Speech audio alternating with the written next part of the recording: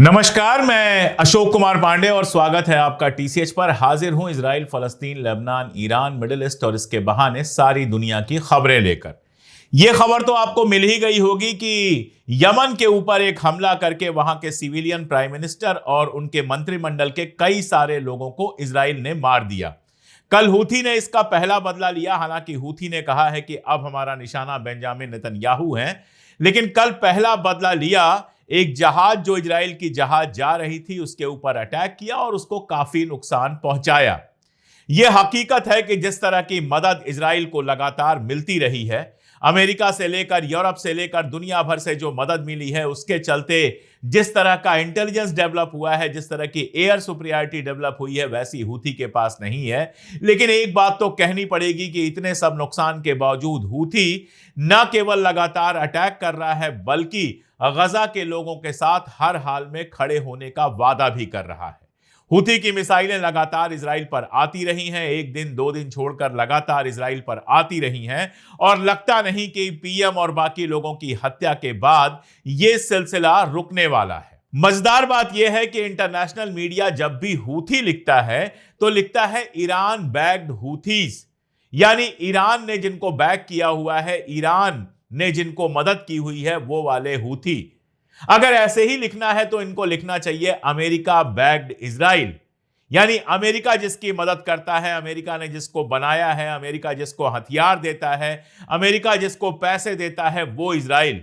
लेकिन हूथी या हमास या हिजबुल्लाह के लिए लिखा जाता है ईरान बैक्ड, इजराइल के लिए कुछ नहीं लिखा जाता है, जैसे कि इजराइल तो सब कुछ खुद कर रहा हो। अभी ट्रंप का कल एक इंटरव्यू था। ट्रंप लगातार बातें बदलते रहते हैं। एक बड़ी मीटिंग की गई थी जिसमें एक फाउंडेशन बनाया गया था जिसका नाम रखा गया था great, GREAT, Gaza reconstruction, economic acceleration and transformation. ये कुछ नहीं, वही जो लगातार ये लोग कहते रहे हैं कि गजा में एक रिविएरा बनाएंगे, गजा से सारे लोगों को बाहर निकाल देंगे, कुछ पैसे दे देंगे, $5,000 का उनको एक चेक दे देंगे, और उसके बाद पूरा गजा खाली करा के वहां पे रिविएरा बनाएंगे, होटल बनाएंगे, अरबों अमेरिकियों और इजरायलियों की अय्याशी का सामान बनाएंगे।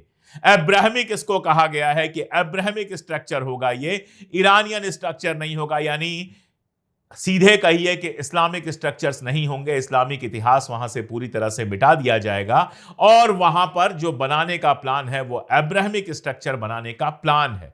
लेकिन क्या यह प्लान कामयाब होगा?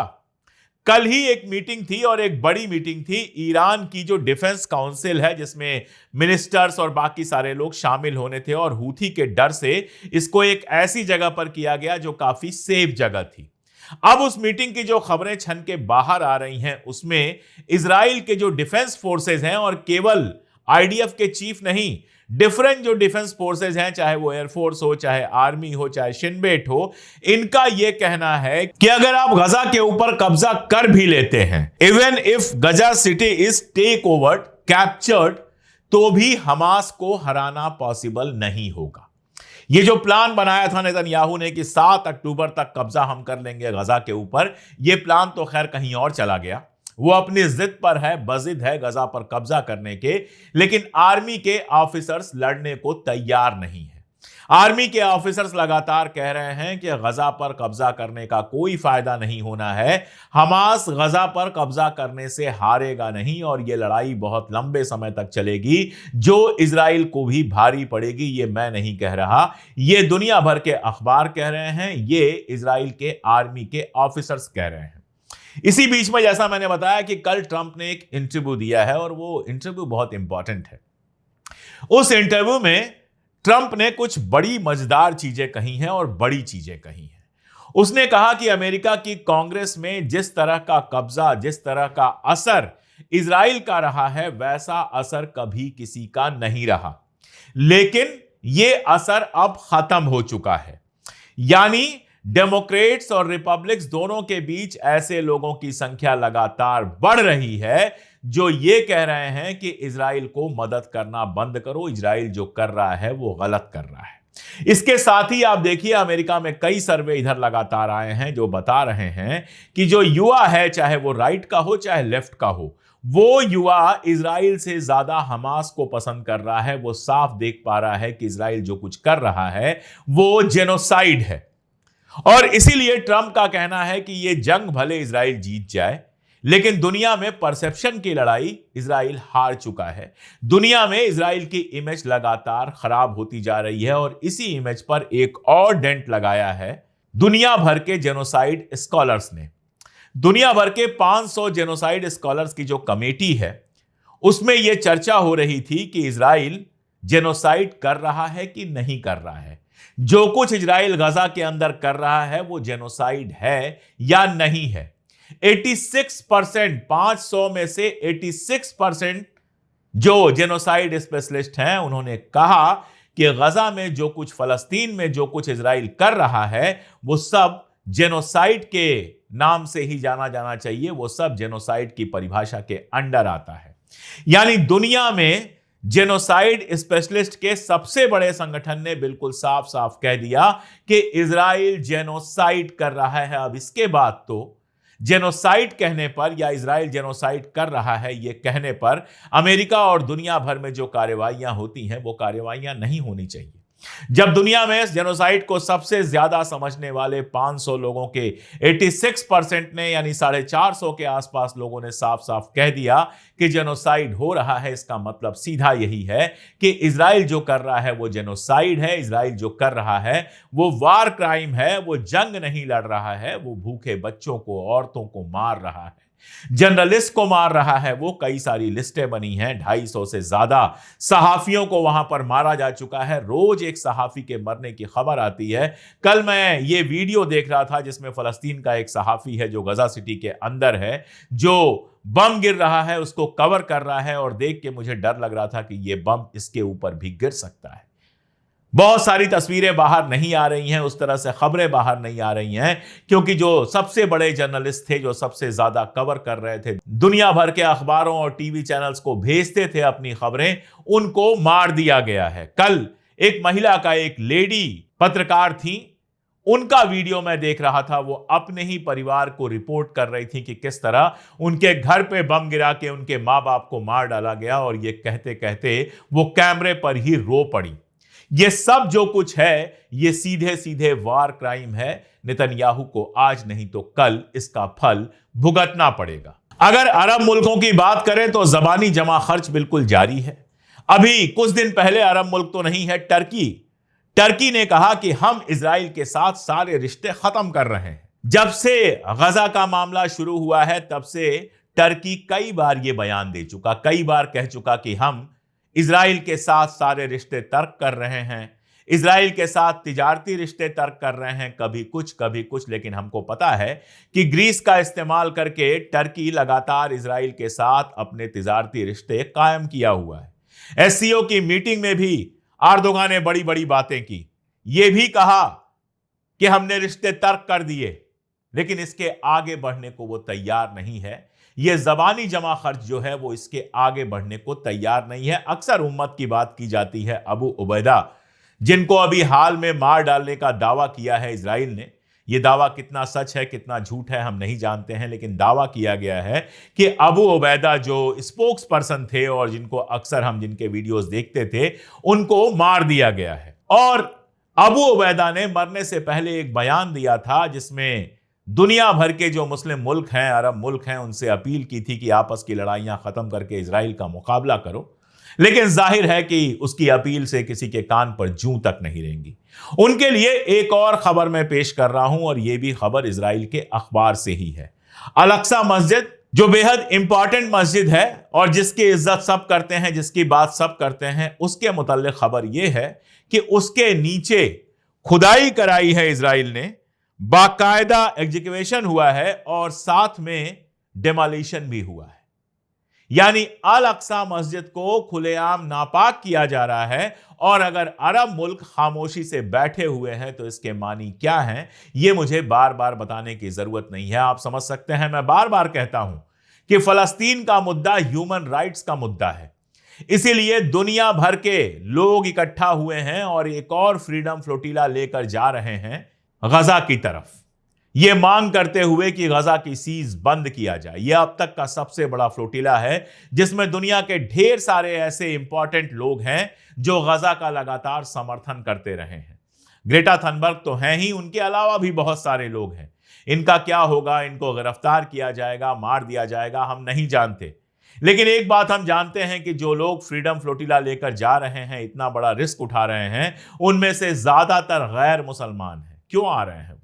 क्योंकि वो ह्यूमैनिटी के साथ खड़े हैं, वो इंसानियत के साथ खड़े हैं, वो हक के साथ खड़े हैं। धर्म के आधार पर अगर सब कुछ होता, मजहब के आधार पर अगर सब कुछ होता, तो आज सारे मुल्क, अरब मुल्क, टर्की, उधर इजिप्ट, इधर पाकिस्तान, मलेशिया, कितने तो इस्लामिक मुल्क हैं, ये सब मिलकर अटैक कर देते इजराइल पर, तो इजराइल पानी नहीं मांग पाता। लेकिन ये सब जबानी जमा खर्च करने से एक कदम भी आगे बढ़ने को तैयार नहीं है। नतीजा है गजा के अंदर रोज बमबारी, रोज 100 के आसपास लोगों को मार देना, रोज घरों को गिराना, रोज भयानक तबाही। आप हालात देखिए, एक वीडियो में देख रहा था, छोटे छोटे बच्चे हैं और बहुत खुश हैं। मुझे लगा खुश क्यों हैं, तो मैंने उसका पढ़ा और लिखा हुआ था कि इनको महीनों बाद इनकी मां ने कहीं से ताजे फल लाकर, ताजे फ्रूट लाकर दिए और वो इतना खुश थे सिर्फ फ्रूट को देखकर, खाकर। आप सोचिए, आम बच्चा रोज फ्रूट खाता है और यहां फलस्तीन के अंदर महीनों बच्चों को फ्रूट नहीं मिल रहा, खाना नहीं मिल रहा, बुरी तरह से परेशान है। लेकिन दुनिया के कान पर जूं नहीं रेंग रही। जनता जरूर गजा के साथ है। अभी मैं बहरीन का किस्सा आपको बताता हूं। बहरीन वो मुल्क है जो अमेरिका के हमेशा सबसे करीब के मुल्कों में शामिल है। बहरीन के अंदर नया इजरायली एम्बेसडर नियुक्त किया गया। बहरीन की जनता सड़कों पर उतर पड़ी और सड़क पर उतरकर उसने इस बात की मुखालफत की कि इजराइल के एम्बेसडर को अपने यहां जगह क्यों दे रहे हैं। लेकिन बहरीन की पुलिस, बहरीन के हुक्मरान उस जनता को कंट्रोल में लेते हैं, लाठियां चलाते हैं और जब इजराइल का एम्बेसडर आएगा तो उसके रास्ते में गुलाब बिछा दिए जाएंगे, उसको हर तरह का स्वागत दिया जाएगा, उसको हर तरह की सिक्योरिटी दी जाएगी। और यह हालात धीरे धीरे सारे अरब मुल्कों में बन रहे हैं। यूरोप में तो है ही कि जुलूस निकल रहे हैं, लगातार निकल रहे हैं, लेकिन उन जुलूसों को दबाने के लिए, लोगों को मारने पीटने के लिए वहां की पुलिस, वहां की आर्मी बिल्कुल तैयार है। अमेरिका में जो हो रहा है वो तो बताने की जरूरत ही नहीं है, आप अच्छी तरह से जानते हैं। उधर फलस्तीन को खुद मुख्तार मुल्क का दर्जा दिए जाने की बात लगातार बढ़ रही है। बेल्जियम ने भी कहा है कि हम फलस्तीन को खुद मुख्तार मुल्क का दर्जा देंगे, हालांकि शर्त यह रखी है कि आखिरी होस्टेज रिहा हो जाए और साथ में हमास वहां की लीडरशिप से बाहर हो जाए। लेकिन खुद मुख्तारी की बात तो की है और बाकी फ्रांस और तमाम सारे मुल्क तो बात कर ही रहे हैं। इसमें खलल डालने के लिए अमेरिका ने क्या किया है वो सुनिए। अमेरिका ने जो वेस्ट बैंक के लीडर्स हैं, फलस्तीन के जो लीडर्स हैं, या किसी भी फलस्तीनी को वीजा देने से इनकार कर दिया है ताकि यूनाइटेड नेशन की जो मीटिंग वहां पर होने वाली है, कॉन्फ्रेंस होने वाली है, उस कॉन्फ्रेंस में वो पहुंच ही नहीं पाए।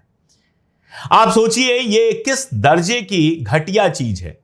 इंटरनेशनल रूल्स कहते हैं कि यूएन की मीटिंग में जो लोग आ रहे हैं उनको आपको वीजा देना पड़ेगा, लेकिन अमेरिका फलस्तीनियों का वीजा कैंसिल कर रहा है कि कोई फलस्तीनी कहीं यूएन के उस कॉन्फ्रेंस में ना पहुंच जाए जहां पर ढेर सारे यूरोपीय मुल्क फलस्तीन को खुद मुख्तार मुल्क का दर्जा देने वाले हैं। और इधर इजराइल उसके रिएक्शन में वेस्ट बैंक को कब्जा करना चाहता है, वेस्ट बैंक के एक हिस्से को कब्जा करना चाहता है। अब आप ही बताइए कि गजा कब्जा हो गया, वेस्ट बैंक का एक हिस्सा कब्जा हो गया, तो वो फलस्तीन बचा ही कहां जिसको खुद मुख्तार मुल्क का दर्जा दिया जाएगा।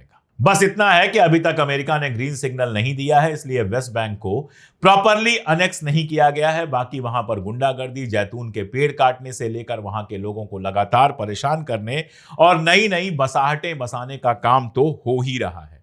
इसके अलावा इजराइल एक खतरनाक काम कर रहा है। आप जानते हैं कि आईएस को किसने बनाया, इस सवाल के जवाब में अक्सर इजराइल और अमेरिका का नाम लिया जाता है। इस तरह की तंजीमों को इजराइल ने पाला पोसा है ताकि एक तरफ दुनिया में इस्लामोफोबिया फैलाया जा सके और दूसरी तरफ जो मिडिल ईस्ट के देश हैं, अरब मुल्क हैं, उनको डिस्टर्ब किया जा सके।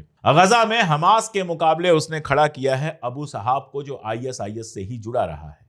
और अब यह खबर आ रही है कि अबू सहाब को और ज्यादा पैसा देने, और ज्यादा हथियार और ताकत देने की बात पर बात चल रही है। इजराइल के अंदर आप समझ सकते हैं कि आतंकवादी कौन है जिसने आईएस को पाला, जिसने जोलानी जैसे आईएसआईएस के आदमी को सीरिया पर कब्जा करने दिया और उसके बावजूद सीरिया पर लगातार हमले कर रहा है, जो अबू शहाब जैसे एक्स आईएसआईएस को गजा के अंदर मजबूत करना चाहता है, जिसने ईरान के अंदर जो साइंटिस्ट को और बाकी लोगों को मारा था वो पूरी तरह से इल्लीगल था। कितने लोगों को कितने ही मुल्कों में वो मार चुका है, लेकिन वो आतंकवादी नहीं है। जो अपने मुल्क की आजादी के लिए लड़ रहे हैं उनको आतंकवादी कहा जाता है। अभी एक खबर आई है, ईरान से ब्रेक हुई है। ईरान से दरअसल एक और बड़ी खबर यह है कि मोसाद से लिंक्ड एक सेल था जो ईरान के अंदर गड़बड़ियां फैलाने की कोशिश कर रहा था, उसको बस्ट किया गया है, काफी लोगों को मारा गया है। और खबर यह है कि जो टॉप ईरानियन लीडर थे जिनको 12 रोजा जंग के पहले मारा गया था, उनको मारने के लिए उनके जो सिक्योरिटी पर्सन थे, अंगरक्षक थे, उनके मोबाइल्स की लोकेशन वगैरह ट्रेस की गई है। आप जरा कल्पना करके देखिए कि पाकिस्तान के अंदर हिंदुस्तान ये काम कर दे या हिंदुस्तान के अंदर पाकिस्तान ये काम कर दे तो क्या हालात हो जाएंगे। लेकिन ये एक ऐसा काम है, दूसरे के मुल्क के भीतर लोगों को मारना ऐसा एक काम है जो इजराइल लगातार करता रहा है और अमेरिका और यूरोप ने इससे अपनी आंखें मूंद कर रखी हैं। लड़ाई चल रही है। अभी हमास ने हाल में ही गजा में एक एम्बुश किया है जिसमें बताया जा रहा है कि 7 लोग घायल हुए हैं, 4 गायब हैं, ये सब आईडीएफ के सैनिक हैं और कई लोग मारे गए हैं। इसके अलावा भी लगातार वीडियोस आ रहे हैं, लगातार खबरें आ रही हैं। खबर यह है कि 900 से ज्यादा सैनिक आईडीएफ के अभी तक मारे गए हैं, घायलों की संख्या भी काफी है। और यही वजह है कि वहां की आर्मी लगातार कह रही है कि गजा के अंदर कब्जा कर भी लोगे तो भी हमास को हरा नहीं पाओगे। लेकिन नेतन्याहू किसी भी हाल में सीज फायर को तैयार नहीं है, जिसकी सलाह आर्मी दे रही है। अब देखना यह है कि ट्रंप अपने बयानों तक रहते हैं, अरब मुल्क अपने बयानों तक रहते हैं, या फिर सीज फायर के लिए कोई कोशिश करते हैं। मुझे तो फिलहाल कोई उम्मीद नजर नहीं आ रही है, और उम्मीद अगर नजर नहीं आ रही है तो ये जानिए कि जंग चलेगी, और जंग चलेगी तो नुकसान हर तरफ होगा। दर्द बस उन बच्चों के लिए, उन औरतों के लिए, उन बेगुनाहों के लिए होता है जो अमेरिका, यूरोप और अरब मुल्कों के इस खेल में बलि चढ़ रहे हैं, लगातार मारे जा रहे हैं। उनकी आवाज लगातार उठाते रहना जरूरी है और हम यही कोशिश करते हैं। आज के लिए इतना ही, बहुत शुक्रिया।